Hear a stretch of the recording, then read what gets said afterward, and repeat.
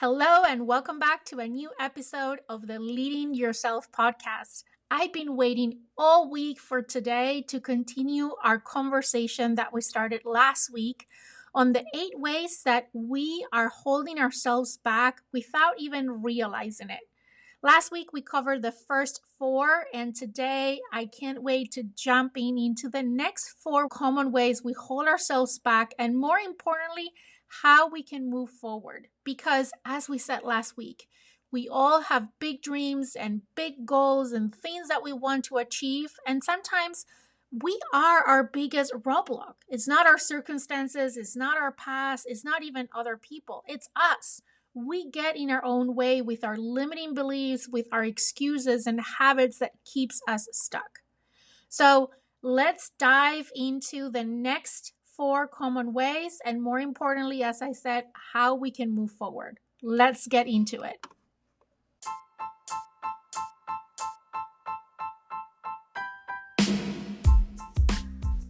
Welcome to the Leading Yourself podcast. This is your host, Carolina de Arriba. I'm an HR professional, health and fitness coach, wife, mom, and above all things, a goal-getter. In this podcast, we're going to be digging into all things leadership, professional and career development, habits, and relationships. This is a podcast for those who want to become the best version of themselves. Those who have big dreams and are willing to embrace the journey and put in the work to achieve them. My goal is to share with you the tools, tips, and tricks to help you in your journey. So let's dig into today's episode. Before we jump in and continue the next 4 ways that we hold ourselves back, let's recap what we talked about last week. We said the first way that we hold ourselves back is making excuses. We said excuses are sneaky. They're disguised themselves as valid reasons, but more often than not, they're just roadblocks that we put on our way. We said we tell things to ourselves like, I don't have time, or I'm too old, or too young, or it's just not right time for me, or I'll start when I feel ready. Do they sound familiar? Remember that? Yeah, we talk about how we break from those excuses.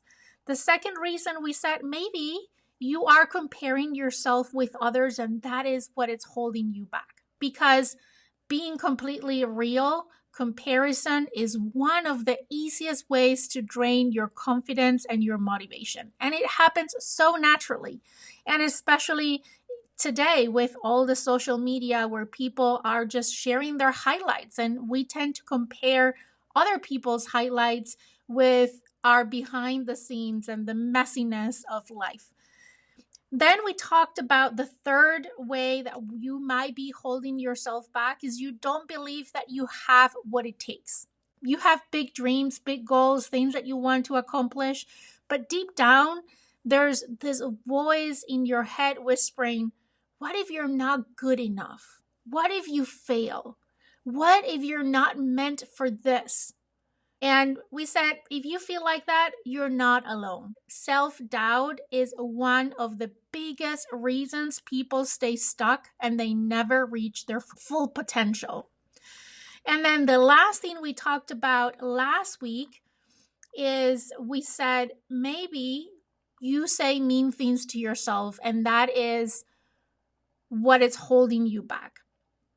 And sometimes this one is a tough one to face, but it's incredibly important because think about it. If you had a friend who constantly put themselves down, who called themselves stupid or incapable, or who said things like, I'm never going to be good enough, what would you say to them? Probably you will quickly go to reassure them and remind them of the strengths and encourage them to be kinder to themselves. But for some reason, it's so much harder to do that for yourself, isn't it? We forget that our self-talk shapes how we see ourselves and how we show up in the world. So those were the first 4 ways that you might be holding yourself back without even noticing it. And I mentioned to you last week that all the things that I'm sharing are things that I have experienced myself, that I'm guilty of, that I'm a work in progress. But now I got to a point where at least I am aware that I'm holding myself back in these ways. And I've learned some ways to push back and to push through some of these things that naturally sometimes happened. But by being aware, now I am equipped to fight back and to push through and still keep going and pursuing my dreams. Okay, now that we have reviewed the first 4 ways that we hold ourselves back without even realizing it, it's time to jump into the next 4 we're going to cover this week. So let's start with number 5. You're avoiding hard conversations. This one can be a big one, especially for people who are conditioned to avoid conflict or discomfort. Avoiding difficult conversations, whether they're with your boss, with your spouse, with your team, or even with yourself, can hold you back from the personal and professional growth that you're craving. It's so easy to stay silent, to avoid the awkwardness, the confrontation, or the fear of being misunderstood. But here is the truth. Those hard conversations are often the key to getting what you want, building stronger relationships, and stepping into your fullest potential. There are many reasons why we avoid difficult conversations, but here is some of the most common ones I could think of. One is fear of conflict. If you were raised in an environment where conflict was either avoided or handled poorly, you might associate hard conversations with anger, with tension, with emotional discomfort. In these cases, it's natural that you want to avoid it altogether. The second reason is people-pleasing tendencies. Many people, especially women, are raised with an emphasis on being nice. So we tend to shy away from everything that might cause discomfort to others. We may fear that speaking our truth could upset someone, or worse, damage that relationship with that person. Number 3, the lack of confidence. You might doubt your ability to express yourself clearly, or you might feel that your voice doesn't matter. When you lack confidence, you tend to stay silent, thinking that your opinion or your feelings aren't important enough to share. Number 4, the fear of rejection. In both personal and professional contexts, we often avoid hard conversations because we're afraid the other person or the other side might reject us, disagree with us, or think less of us. This fear can paralyze us, preventing us from addressing the very issue we need to talk about. And number 5, not knowing how to navigate the conversation. Sometimes we avoid tough conversations because we're not sure how to approach them. We might feel unprepared or worry about saying the wrong thing, and this can lead us to put off the conversation indefinitely, even though it could be the thing that makes all the difference. The irony is that by avoiding these difficult conversations, we often end up creating more problems in the long run. Those unsaid things linger and fester, leading to misunderstandings, to resentment, and to missed opportunities. Avoiding tough conversations doesn't just prevent you from having a difficult moment, but it can stop you from building trust and respect. In any relationship, whether personal or professional, honesty and transparency are the key to building trust. When you avoid important conversations, the other person might interpret that as dishonesty, lack of confidence, or even a lack of respect. You can't build meaningful relationships without confronting the hard stuff.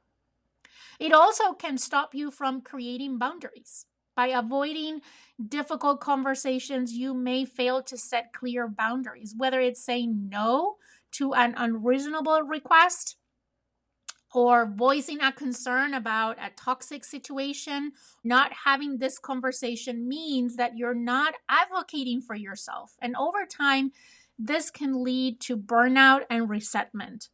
It also can stop you from getting what you want. Many times, difficult conversations are the gateway to getting what you need. Whether it's negotiating a raise, asking for a promotion, having a tough talk with a friend about an issue that has been bothering you, avoiding the conversation means missing out on the opportunities that would improve your life. It can also stop you from growth and learning. Difficult conversations help us grow. They give you the chance to practice vulnerability, emotional intelligence, and conflict resolution. So, avoiding them means staying in your comfort zone. And as we all know, nothing ever grows in our comfort zone. It can also stop you from managing your emotions. Anytime that we avoid tough conversations, you're also avoiding the emotional growth that comes with them. You may suppress your feelings only to have them bubble up in the most inconvenient times. I'm sure you know what I'm talking about. Learning to express your emotions is a healthy way that helps you manage stress and prevents those emotions from hijacking your mental health. So, while it's uncomfortable in the moment to have that conversation, avoiding hard conversations only keeps you stuck in the long run. You're limiting your potential, your connection, your success, your personal growth. Now that we understand why avoiding this conversation is holding you back, let's explore how to change this pattern and learn to embrace the discomfort of hard conversations. The first strategy is to reframe the conversation. Let me expand on this. Instead of viewing a hard conversation as something negative, reframe it as an opportunity. Think about what's at stake. A difficult conversation could be the catalyst for change, whether it's in your career, in your relationships, or your personal development. So ask yourself, what is the outcome that I want from this conversation? How could this conversation help me get closer to my goals? And what are the potential benefits for both parties if we do have this conversation? Thinking about these things and asking yourself these questions is going to help you change the narrative around this tough conversation and shift your mindset from trying to avoid it to trying to anticipate it. The second strategy is to practice self-awareness and emotional regulation. A mouthful of things, but one reason we avoid difficult conversations is because we're worried about how we'll feel or react. If you're prone to getting emotional, defensive, or overly anxious in these situations, it can be helpful to practice some emotional regulation techniques beforehand, before going to the conversation. What am I talking about? I'm talking about things like deep breathing. I actually have an app on my phone, a breathing app, and it's been so helpful. I was terrible at the beginning at using it. It's not something that is comfortable for me, but whenever I know that I'm going to walk into a tense situation or a difficult conversation, I practice breathing with this app, and it helps me ground myself and center myself and regulate my emotions before I walk into the conversation, and prevents me from overreacting or overshowing my emotions in that conversation. Another thing can be mindfulness, or even journaling can help you clear your mind and approach the conversation with a calm, grounded presence. The more you practice this, the easier it will be to handle uncomfortable situations without becoming overwhelmed. The third strategy, prepare what you want to say. One of the main reasons we avoid hard conversations is because we don't know how to express ourselves clearly. This can lead to fear of saying the wrong thing or not being understood.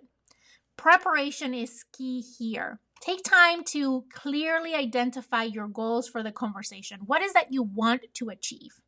Write down the key points that you need to address. That way, you won't forget about any of them. And then think through any objections or concerns the other person might have and how you would respond to those. Preparing beforehand helps you to feel more confident, more focused when that conversation happens, and more likely to be able to stay calm, centered, grounded, and make sure that you're clear in your message. The fourth strategy is to start small and build confidence. What do I mean by this? If you're someone who tends to avoid conflict, it's okay to start small. You don't need to dive into major confrontations right away. Begin with less intimidating situations like expressing your opinion in a meeting or setting a small boundary with a friend, and then work your way up from there. Each successful conversation is going to help build your confidence and make it easier to tackle a bigger challenge down the road. Number 6, when approaching a difficult conversation, keep the focus on finding solutions, not assigning blame. It's easy to fall into the trap of playing the blame game, but the only thing that does is that it escalates the conflict.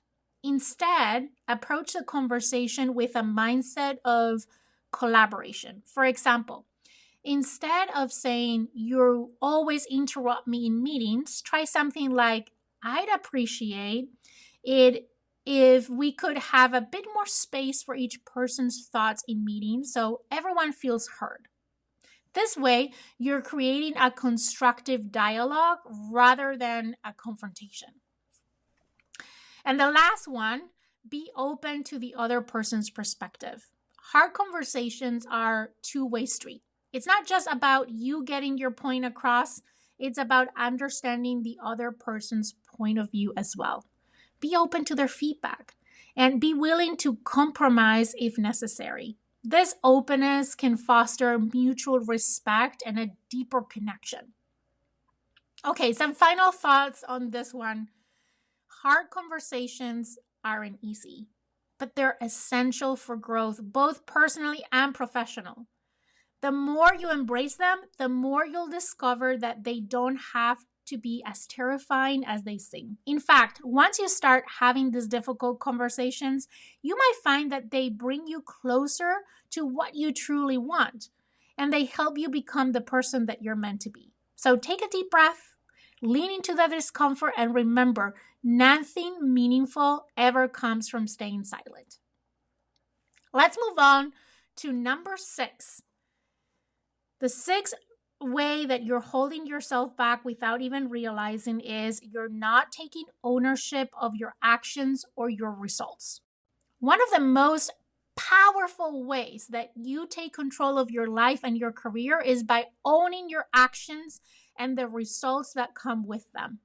If you're not taking full ownership of what's happening in your life, you're missing out an incredible opportunity for growth and empowerment.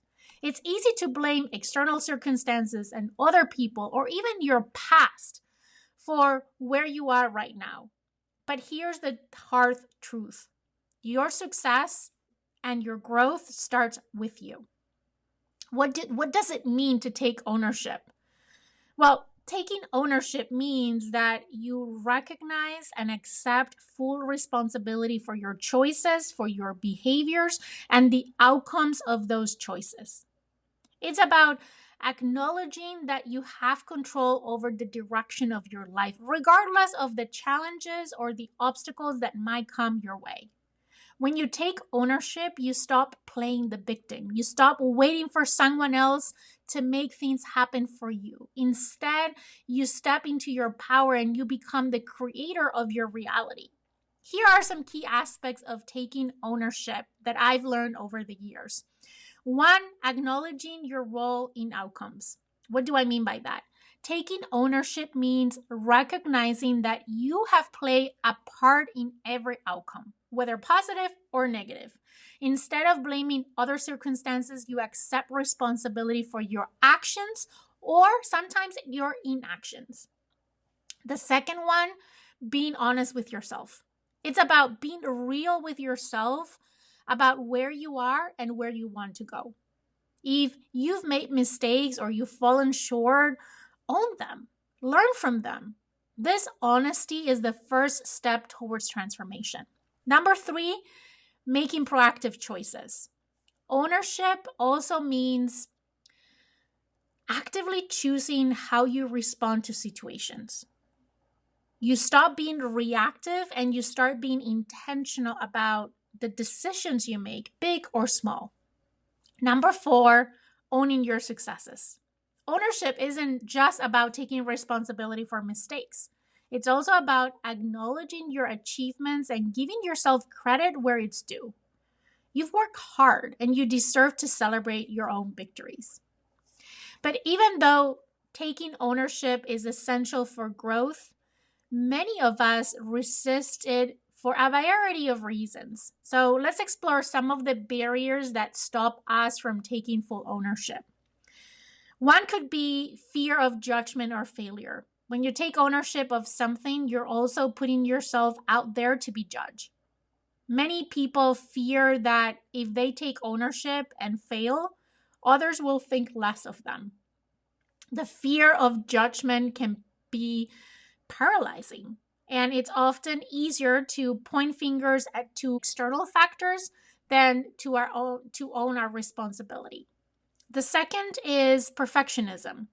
If you have perfectionist tendencies, you might be avoiding ownership because you're afraid of not doing something perfectly.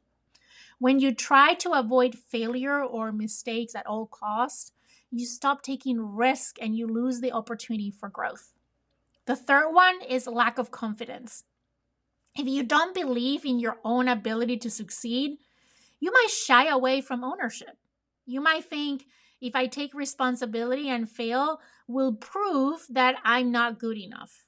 But here's the thing. Failing is part of the process. It's not a reflection of your worth. It's just a step towards the ultimate success. And it's important to change that perspective on failure to help build our confidence. The fourth is external locus of control. Sometimes we believe that our success or failure is entirely dependent on external factors, on other people's actions, on luck or circumstances. If you feel that you don't have control over your life, it's very hard to take ownership. The truth is, you might not control everything, but you have full control on how you respond to the things that are happening around you. And the last one is avoiding accountability. Taking ownership requires accountability, and that can feel uncomfortable sometimes. Being accountable means that you're holding yourself to the higher standard, and you might fear the pressure that comes with that responsibility. Now that we understand why ownership is so important and what might be holding us back, let's look at some practical strategies to tackling ownership of our actions and our results. Here are some that have worked for me, and I hope they can help you as well. The first one is to embrace a growth mindset. A growth mindset is the belief that you can learn and improve over time. When you take ownership and you embrace the idea that you're not stuck, you can always improve. So when you encounter setbacks, instead of getting discouraged, view them as learning opportunities. For example, if you miss a deadline at work, instead of blaming external factors or even yourself, ask yourself, what can I learn from this? How can I do better next time? Number two is be honest about your failures and your successes. Take an honest look at where you've fallen short, but also give yourself credit for what you've achieved. Acknowledging the mistakes, but don't dwell on them. Learn and move on. And at the same time, celebrate your wins. Recognizing your own accomplishments builds your confidence and reinforces the idea that you're capable of success. Number three, take responsibility for your choices. Every action you take, big or small, has consequences. Always. Own the decisions you make and the results that they bring. Whether it's in your career, in your relationships, or your personal life, understand that your choices are yours to make. Number 4, set clear intentions and goals. When you take ownership, you take control of your future. Set clear, actionable goals that align with your values. Break these goals into manageable steps. We've talked about this many times. And then make sure that each step is intentional. Taking ownership of your goals means taking consistent action towards achieving them. And the last thing you can do to push through this particular way that you're holding yourself back is practice self-compassion. Remember, ownership doesn't mean perfection. You don't have to get everything right all the time. What matters is that you show up, take responsibility, and keep going. Even when things don't go as planned, be kind to yourself as you navigate the ups and downs. Self-compassion is going to help you take ownership without the pressure of being perfect. Taking ownership is one of the most empowering things you can do for yourself. It's about stepping into your power and recognizing that you are the one in control of your life. When you take ownership of your actions, your decisions, and the results that these create, you unlock the ability to transform your own life in ways you never thought possible. So don't wait for the perfect moment to take control. Own your journey now. Let's move on to the 7th way you're holding yourself back. You're not setting boundaries. Setting boundaries is one of the most important aspects in maintaining your mental, emotional, and physical health. It can be incredibly hard for many people to set boundaries, but when you don't set boundaries, you're allowing others to dictate how you spend your time, your energy, and your resources. And this can lead to burnout, to resentment, and a lack of fulfillment in life. Now, what are exactly boundaries and why are they important? Well, boundaries are limits that you set to protect yourself from being overwhelmed, from being manipulated, or for being taken advantage of.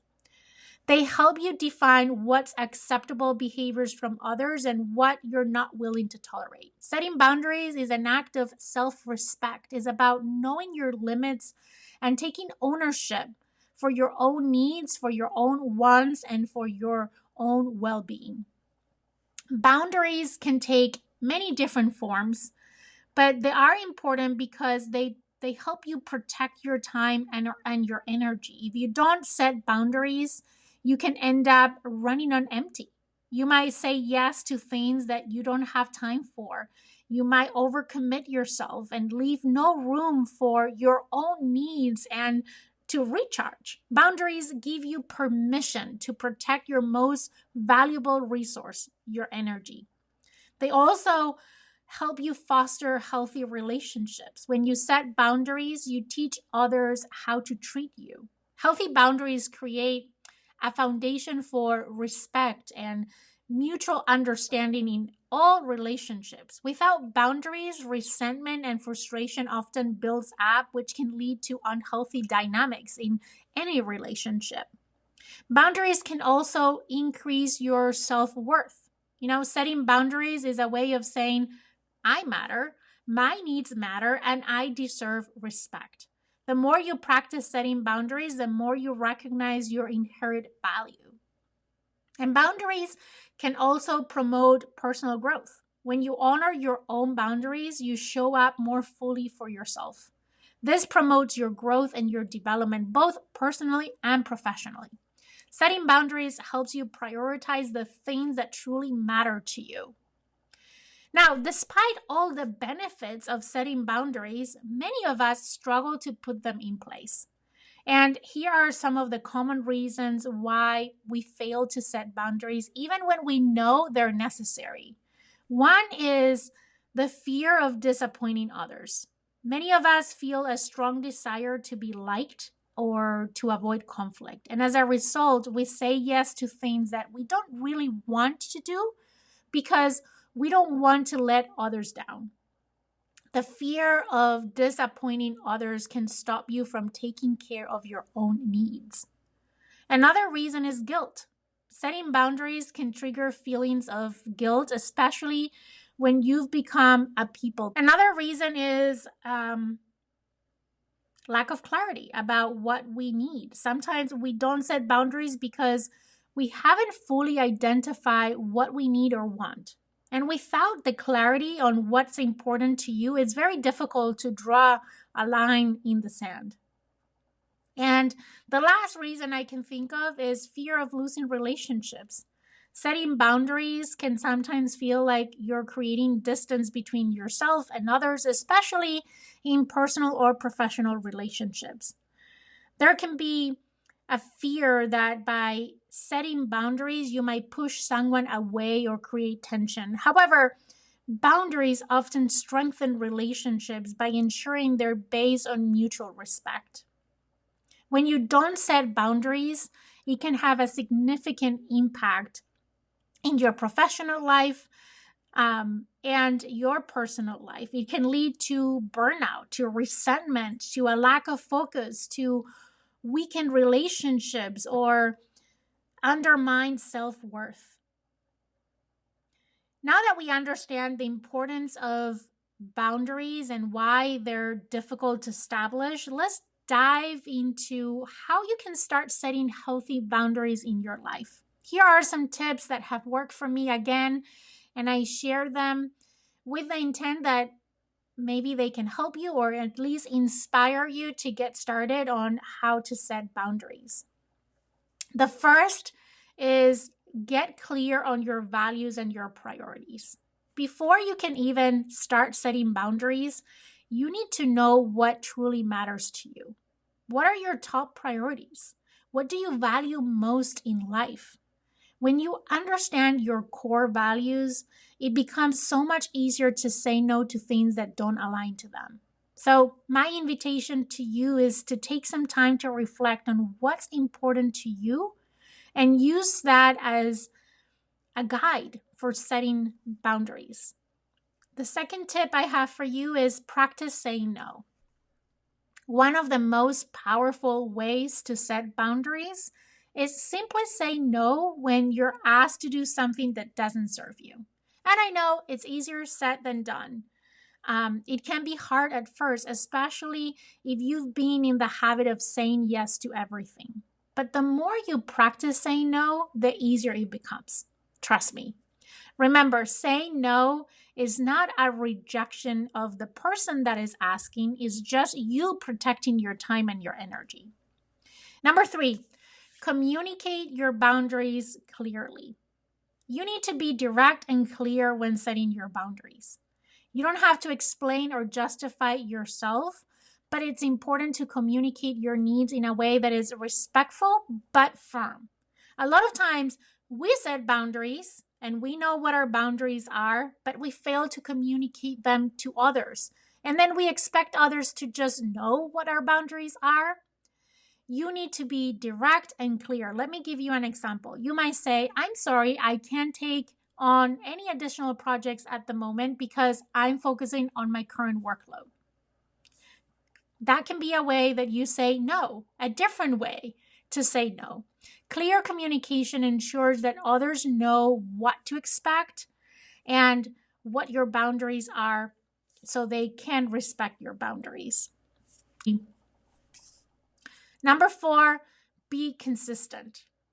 This one can be hard, but is critical. Once you've set a boundary, it's important to stick to it. It can be tempting to let things slide, especially when someone pushes back or tries to guilt you into changing your decision.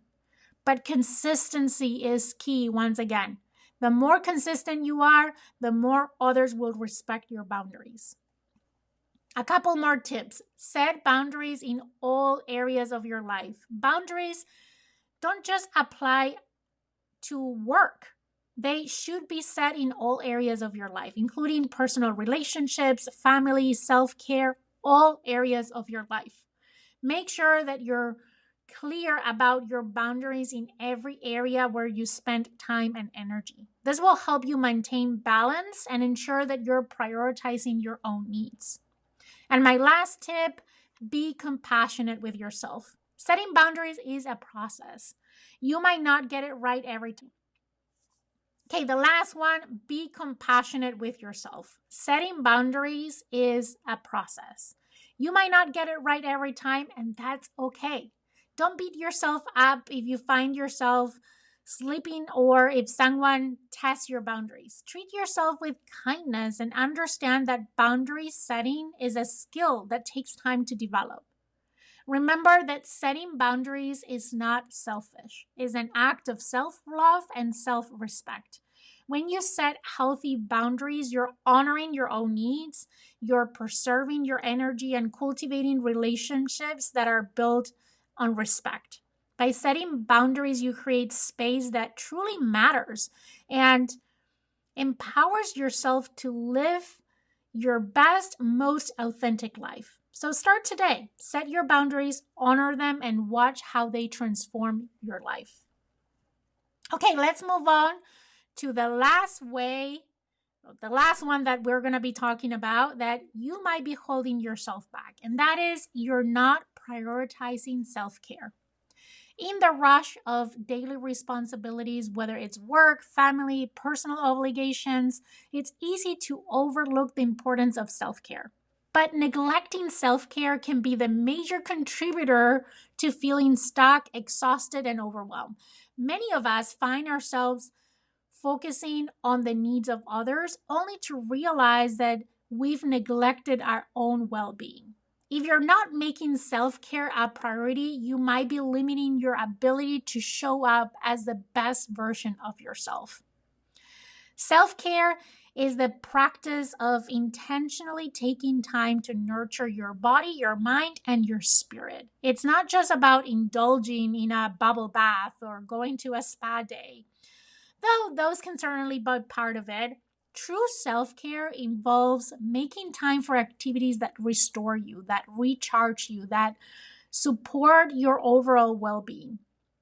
It's about finding balance and tuning into your needs and taking actions that allow you to feel centered, energized, and happy at the end of the day. And it's crucial because it supports our physical health, our mental health. It can boost our productivity. Although it might seem counterintuitive, prioritizing self care actually boosts your productivity. When you take time to rest and recharge, you're able to work smarter, not harder. A well rested, well nourished mind and body are more efficient and more focused. It can also help improve your relationships because when you take care of yourself, it allows you to show up better for others. It can help you foster a sense of well being.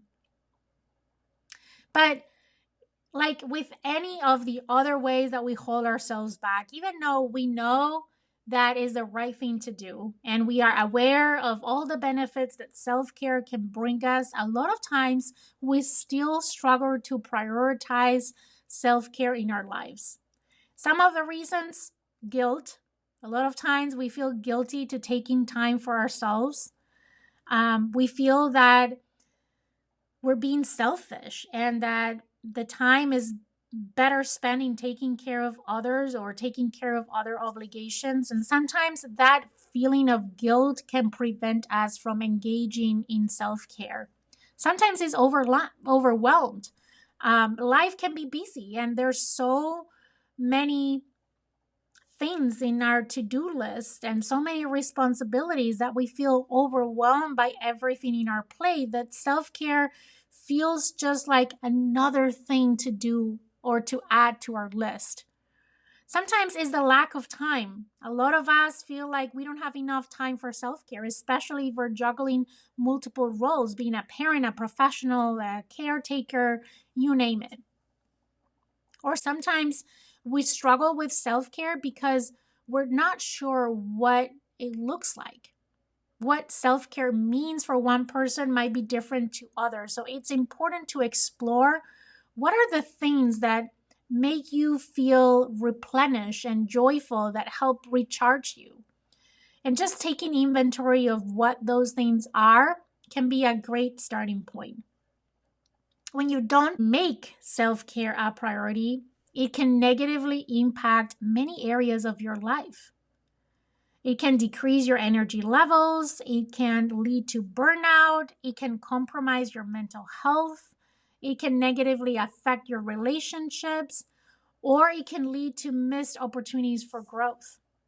Because without self care, you might become too overwhelmed by daily tasks that you can't find the time to focus on personal growth or to pursue new opportunities. You might feel like you're just going through the motions, unable to find energy or motivation to work towards your goals. If you have neglected self care in the past, maybe it's time to take action and put yourself first. Here are some things that maybe can help you prioritize self care. These are things that I practice, and now I can say that self care is a priority for me.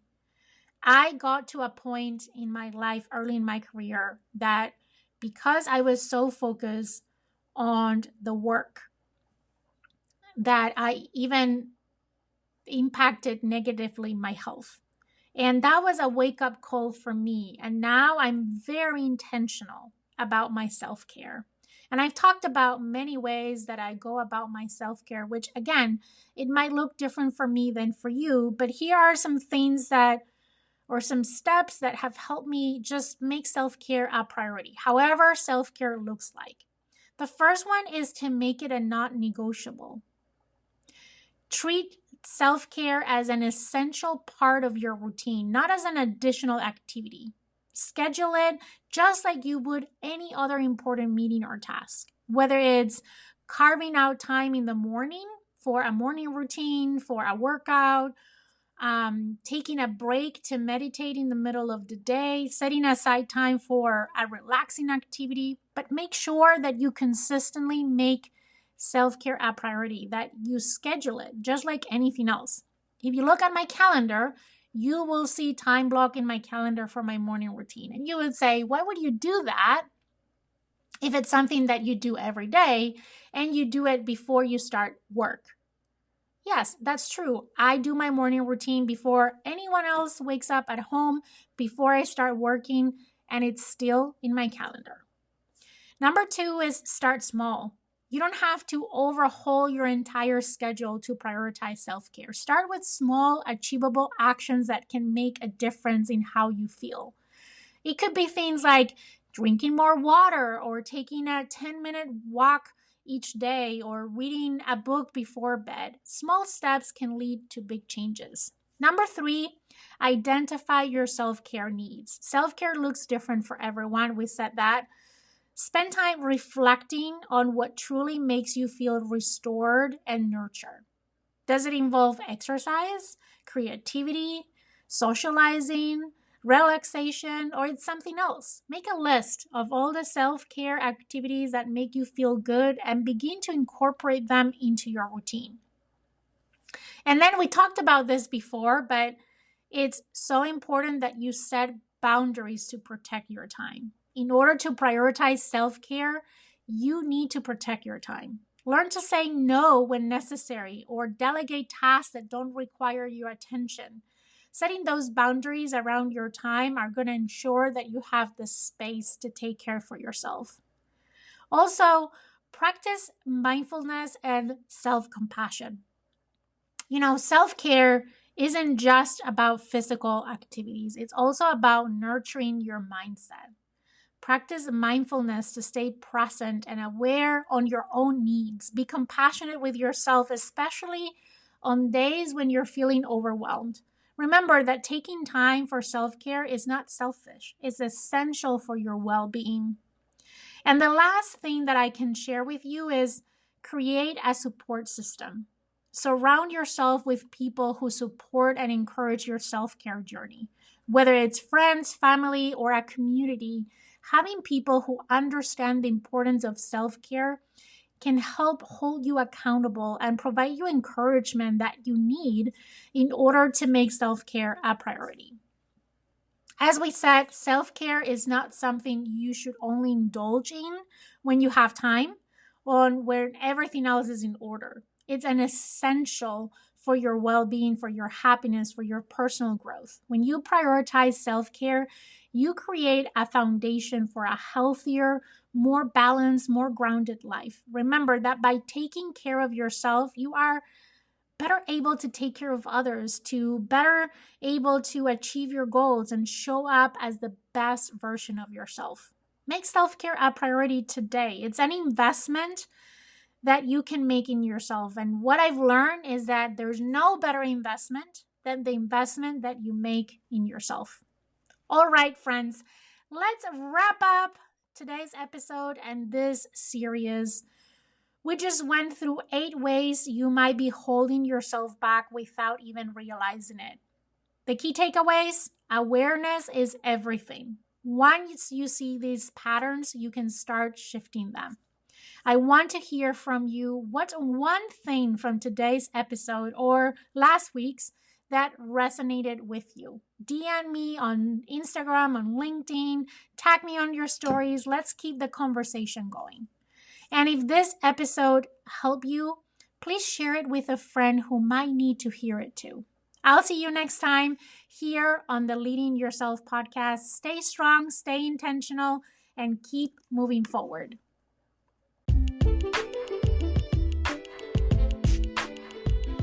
Okay, my friend, that's all I've got for you today.